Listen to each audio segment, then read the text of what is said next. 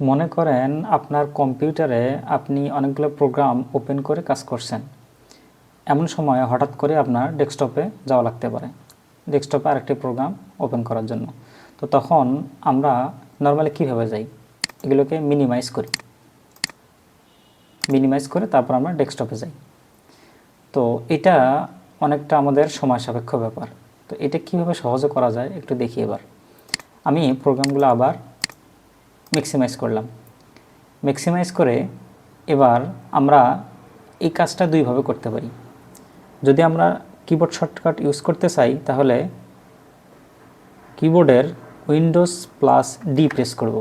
Press করে দেখেন আমি আবার ডেস্কটপে চলে আসছি।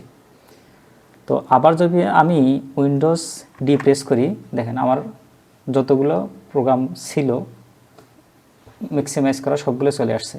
তো আবার যদি এটা আমরা মাউস দিয়ে করতে চাই তাহলে দেখেন এই কর্নারে যদি আমরা এখানে ক্লিক করি তাহলে কিন্তু আমরা ডেস্কটপে যাইতে পারি। তো এটা খুবই সহজ একটা ব্যাপার।